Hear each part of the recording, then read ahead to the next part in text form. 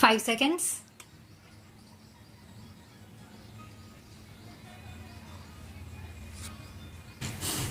Sir, the mounting, galloping public expenditure, mainly financed not out of real resources but out of public debts or borrowings, creates an internal debt trap, and that can be only matched or met by seeing that whatever money is spent productively, and all the money that is not being spent productively is cut out. There is control on expenditure. I think this mechanism will be much more effective when put in operation, and it could control the deficit that the country has experienced. Now, sir, the objective and philosophy of the plan is squarely put as the Nehruvian model of growth with social justice based on modernization. Our economy has progressed on these lines, and the entire industrial sector is in the midst of a new industrial revolution. This new industrial revolution, formulated by the ideas of the Prime Minister, is that there should be increased productivity and efficiency. It also reflects the modern management technique. All these are the qualitative aspects of the new industrial revolution that is ushered into the country as the second industrial revolution.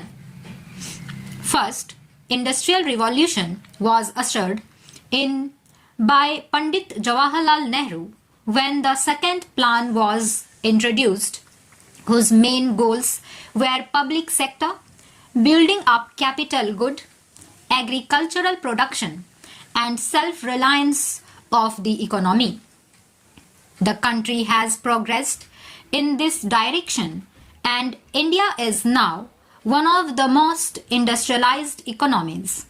But there are large gaps, and Prime Minister has introduced the second phase of the industrial revolution with its emphasis on modernization, efficiency, and productivity.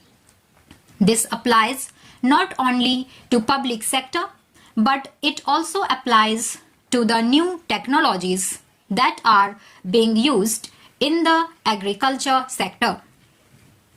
The breakthrough in agricultural production is concentrated only in certain regions, while there is great resurgence in certain areas of the country. Their areas have difficulties.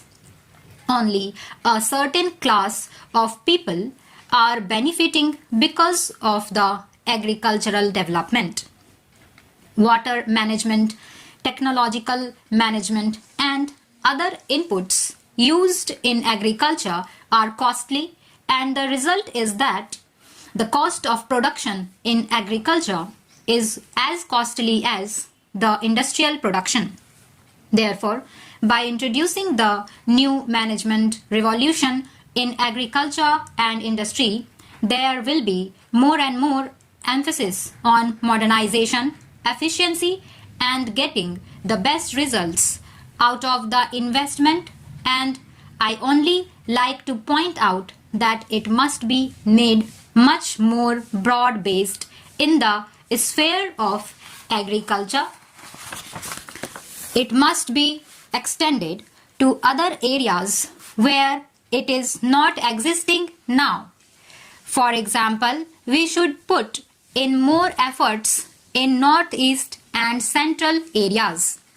It must get out of the regional trap and spread to the whole country. In addition, our agricultural products must be less costly. There was a time when we could not export even though we had produced more. We could not export because we had to subsidize our agricultural products. Reducing the cost will improve our exports also. This is the techno-economic articulation as presented by the Prime Minister in his budget. This is the philosophy of the budget on which he focuses attention. He charters a new path that the budget will be pro-poor, growth-oriented, and this budget will be for equal distribution and social justice. The whole package of these specific measures is oriented towards this goal.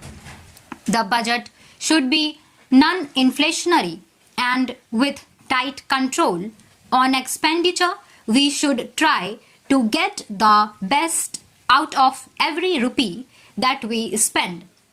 This is the philosophy that he has placed before the country, and he wants to take the country on the road to prosperity.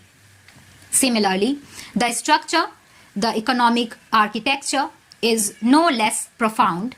If you see the measures, if you take the demand and supply management, the need is to curb the aggregate demand.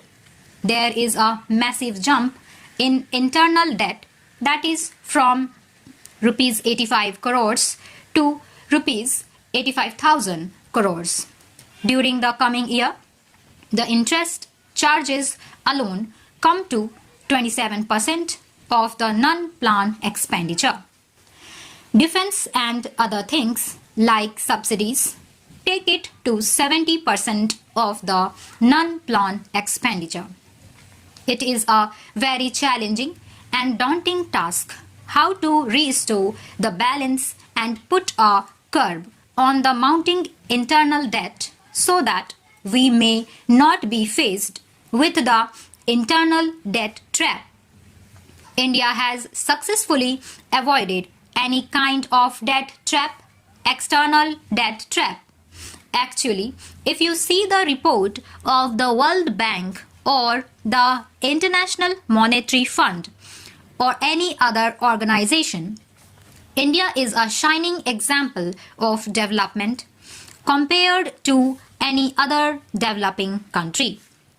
The budget strikes a new path, a Gandhian approach, if I may say so, in bringing about simplicity in administration by giving up 11 ostentation projects, all ostentatious way of spending in governing the country.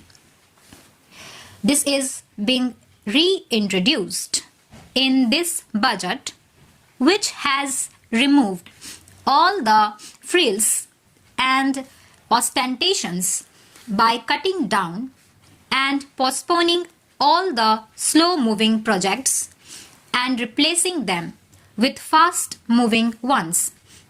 Large funds are allocated for the rural poverty alleviation through increase in productive employment.